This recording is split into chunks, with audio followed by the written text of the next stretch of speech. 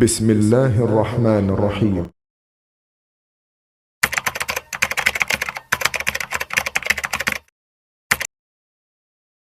لوړو زده کړو وزارت د تحصیلي سیستم د تنظیمونکو رهبری کوونکو او څارونکو ادارې په توګه د هیواد د تحصیلي نهادونو د پراختیا او پیاوړتیا په موخه فعالیت کوي.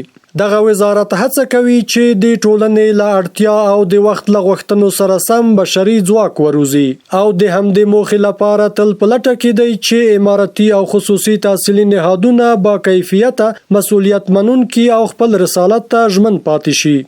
الحمدلله پس از حاکمیت امارت اسلامی افغانستان، وزارت تحصیلات عالی به صورت متوازن در راستای کیفیت و ایجاد شفافیت در نهادهای تحصیلات عالی اماراتی و خصوصی توجه خویش را بیشتر نموده است.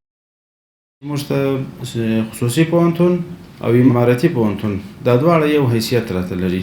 تاسو شاهدان یاست عالی شورا مجلس دایر سو خصوصي پوهنتونو ته هم برنامه ورکول سولې او ته هم بعضی پوهنځي او بعضی ماستری او دا ورته منظور سولې دا مونږ دی وایي چې دا اوس اماراتي پوهنتون ته یوازې په کار ده.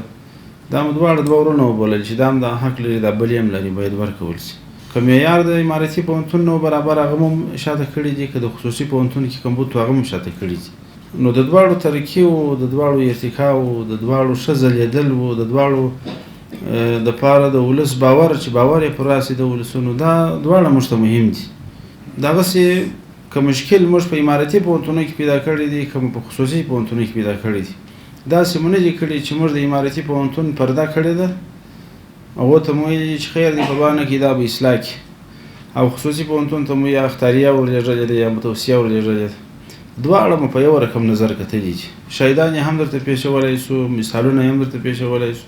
هغه وضعیت چې د مزار د پوهنتون سره سوی دی، د کندهار د پوهنتون سره سوی دی، د هرات د پوهنتون سره سوی دی، د ارزیابۍ په لحاظ باندې بعینه هغه وضعیت، هغه تفتیش، هغه نظارت د کابل د پوهنتون سره هم سوی دی. اوس مهال په هیواد کې 40 اماراتي، 119 خصوصي تحصیلي نهادونه او 8 دینی جامعات فعالیت کوي چې د لوړو زده کړو وزارت لخوا د دغه وزارت د اصولو او معیارونو سره سم په کلنی او مسلسل ډول څارنه او ارزونه کیږي. لوړو زده کړو وزارت د علمي چارو د څارنې او ارزونې ریاست مسؤلیت لري چې د هیواد د ټولو اماراتي او خصوصي پوهنتونونو او مؤسساتو څخه په دوامداره توګه باندې څارنه او ارزونه ترسره کړي. په همدې جریان کې د خپلو چک لیستونو مطابق په کال کې حد اقل 2 ځله د هیواد د ټولو پوهنتونونو علمي، تدریسي او امکاناتو څخه لیدنه او څارنه ترسره کوي چې د معمول مطابق یې بیا چک لیستونه چې کله د وزارت مقام لخوا څخه تایید سي د مربوطه پوهنتونونو او مؤسساتو سره یا د ستونزې رسما شریکېږي او د حل غوښتنه ترې کېږي.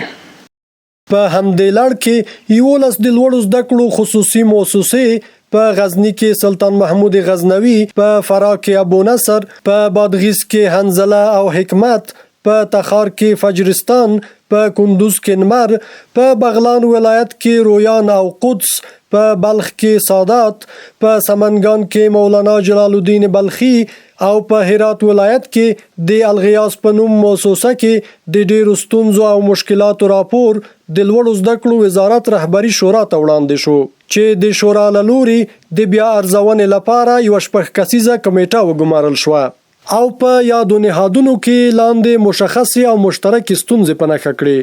اکاډمیکو اصولو ته نژمنتیا، د خیالي قراردادي استادانو شتون، د خیالي محصلینو آن خیالي صنفونو درلودل، نداشتن رهبری و کارمندان اداری مطابق اصول، نداشتن حاضری صنوف و شق امتحانات و یا مرتب نکردن آن مطابق اصول، نبود امکانات مهم تدریسی، نداشتن اتاقهای تدریسی برای صنوف درسی مطابق تقسیم اوقات. که د نمونې په شکل سره ووایو داسې پوهنتونونه علاوه چې د 1500 په منځ کې د محصلین درلودله خو عملا یو محصل ملته موږ نه دی پیدا کړی. په داسې حال کې چې نه د جمعې ورځ وه، نه د رخصتۍ ورځ وه، نه یو بل مشکل و، هیڅ ستونزه نه وه، نرمل حالت و، خو لیکن یو محصل هم هلته نه دی پیدا سوی. په ځینو پوهنتونونو کې چې په سلګونو کسان به درلودله، یو محدود کسان 20 کسان 10 کسان داسې محصلین به هلته موجود وه، ان تر داسې اندازې پورې چې یو پوهنتون ته ورغلو، هلته مو وکتل، محصلین یې نه درلودل. بیا د بیابانه څخه 2 کسان راوغوښتل، صنف ته یې کښېنوله. محصلینو ویل چې دا مو 3م سمستر دی، استاد یې ویل چې 4م سمستر دی، حاضري هم نه درلودله او اداري کسان یې هم نه درلودله. یا د ستونزو ته په کتو لوړو زده کړو وزارت د 11 ذکر شویو خصوصي تحصیلي نهادونو د فعالیت جوازونه لغوه کړل.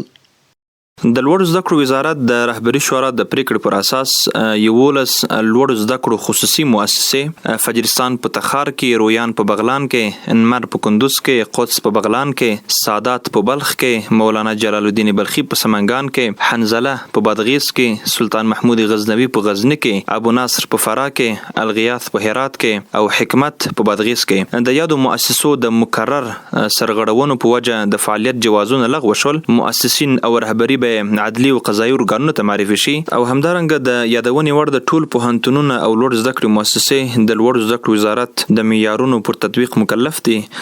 د سرغړونې په صورت کې ورسره ورته چلند کیږي. تمام مسئولین و منصوبین این وزارت به گونه شبانه روزی تلاش می‌ورزند که سیستم نظام تحصیلات عالی کشور را آنگونه که نیازمندی‌های جامعه را مرفوع سازد آماده نمایند تا باشد برای نسل‌های بعدی این سرزمین یک میراث با ارزش از خود به جا گذاشته باشیم.